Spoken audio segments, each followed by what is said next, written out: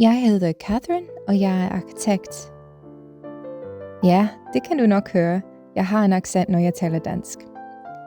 Jeg flyttede til Danmark som 20-årig for at læse bygningskonstruktion, og på grund af en dreng. Jeg troede, det var en god idé. Jeg fik et drømmejob, og vi blev gift. Men sidste år forlod han mig. Det kom som et chok. Han var den største grund til, at jeg flyttede hertil, og den største grund til, at jeg blev ved med at kæmpe for at blive her. Det er ikke nemt at flytte til et nyt land, lære et nyt sprog og få nye venner. Vi havde planer om at stifte familie, og pludselig havde jeg ingen familie her. I 2 uger føltes alt håbløst. Men så huskede jeg, at jeg har rigtig gode venner i Danmark. Jeg har også en god karriere. Er Catherine Larsen i gang med at gøre havmiljøet bedre? Hun er iværksætter og udvikler kunstige modeller af rev, blandt andet ved hjælp af en 3D-printer, for det giver fiskene et forspring. Hvis man etablerer et kunstigt rev på havbunden, det giver en head start, kan man sige, på natur. Og især når så meget er forsvundet på havbunden. Jeg arbejder med fantastiske projekter som arkitekt.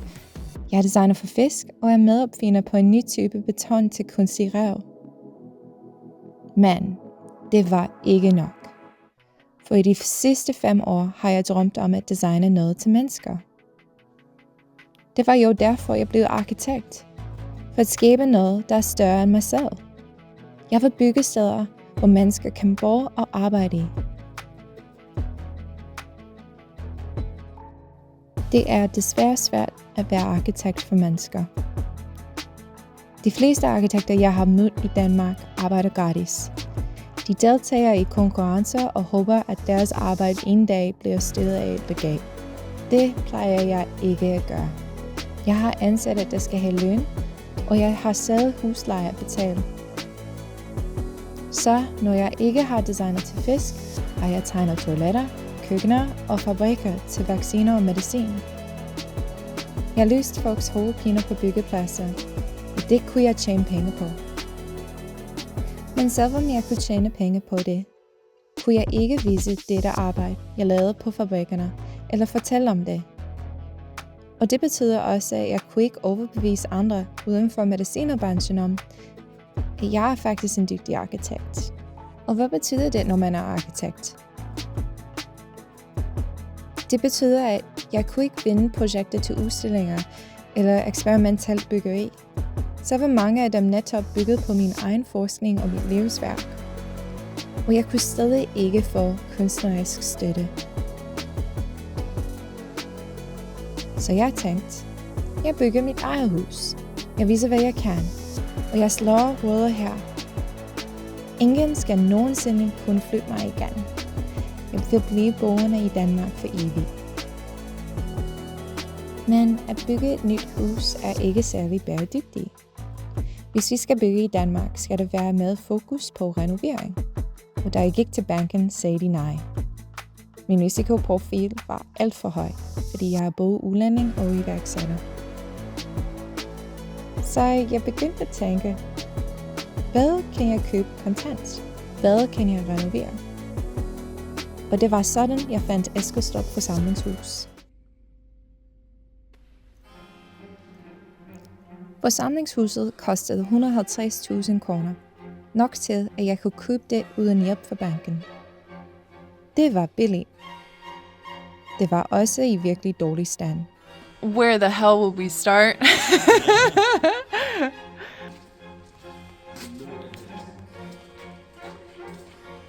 Wow. So was this a theater? Yeah, this was, I think this was a theater back then. This is something that's going to scare a lot of people. Ejendomsmægleren kaldte det et nedrivningsprojekt. Det var endda med i Jordenkælder med sine Vennebær. Jeg bliver faktisk lidt ked af det. Det har betydet noget for mange mennesker, og alligevel har man ikke passet på det. Og nu er det en ruin. Ja. Men jo mere jeg kigger på det, jo mere overbevist blev jeg om, at det her var en kæmpe mulighed. Eskilstrup er en lille stationsby på Falster, midt mellem Nykøbing og Stubbekøbing. Den voksede op omkring jernbanen i slutningen af 1800-tallet, da toget kom til øen og bandt landsbyerne sammen på en helt ny måde. På den tid var stationen livsnerven. Der var rejsende, post, gods og aktivitet. Folk gik på arbejde herfra, og man mødtes på perronen. Byen fik en skole, en kirke, en købmand og selvfølgelig et forsamlingshus. Dengang var det et naturligt samlingspunkt for dans, foredrag og fester. Det var her, man mødte sine naboer, snakkede politik, sang fællessang og fejrede bryllupper og sølvbryllupper. Men som i mange små byer er udviklingen gået en anden vej i de seneste år. Stationen er stadig aktiv, men mange butikker er lukket. Der er færre arbejdspladser. Og måske netop derfor føles det rigtigt at tage det her hus tilbage. At puste liv i det igen. Ikke som et museum, men som et levende sted for nutidens fællesskab. Jeg havde mange spørgsmål, men jeg vidste også, at jeg kunne ikke forstå noget som helst, før jeg havde besøgt stedet. Så jeg bookede en rundvisning. What's the deal with the trees in front of the property? They're really close to the foundation. Yes. So are those municipal trees? Yeah, so somebody was telling me not to buy this place because like the cars and stuff, like trying to get them out of here would be very difficult. I guess you can roll them. You can walk around there. Yeah, that's what I was thinking is you can get out through this way with the cars, possibly.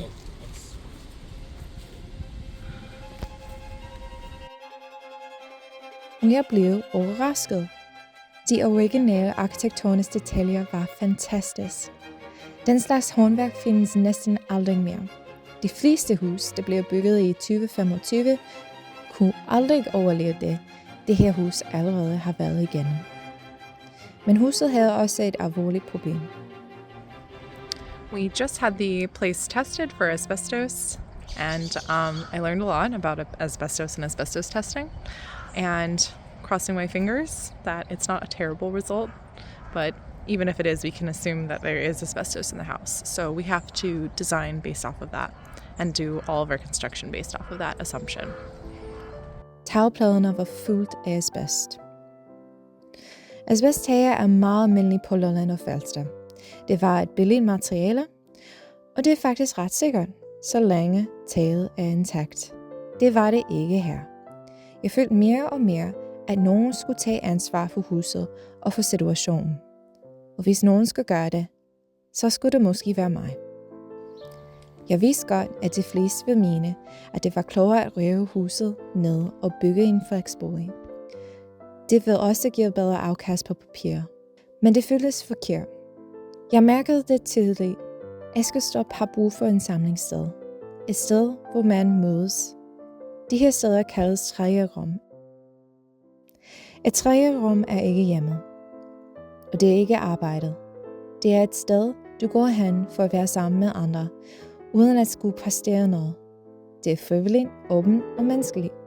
Det kan være en café, et bibliotek, en klub, en sportshal eller et forsamlingshus. Det er her, man møder nogen ved et tilfælde, hvor man drikker kaffe med nogen, man ikke kan i forvejen, hvor man kan tage et barn med eller komme alene, hvor der er plads til både samtaler og stilhed. Tredje rum er vigtigt, fordi det hjælper os med at føle os som en del af noget større. Og det er præcis det, jeg selv manglede, da jeg var ny i Danmark. Jeg havde hjemmet. Jeg havde arbejdet. Men jeg havde ikke det der mellemrum, hvor man bare kan være menneske sammen med andre. Derfor vil jeg skabe et sted, hvor alle kan komme. Melde sig i en klub, lære at male, tage en kop kaffe og få lidt frisk mad. Det handler om at skabe et sted med god arkitektur, gode mennesker, og om at styrke det fællesskab, der allerede findes her i området. Fordi jeg har altid troet, at god arkitektur skaber godt liv. Så jeg købte det kontant. Og jeg fandt hurtigt ud af, at Eskilstrup er et venligt sted med masser af dejlige mennesker. Mange er aktive i foreningslivet. Mange husker forsamlingshuset. og begyndte at dele arkivmateriale med mig til den kommende renovering. Arbejdet er kun lige begyndt, men jeg glæder mig til at dele mere af det med jer i fremtiden.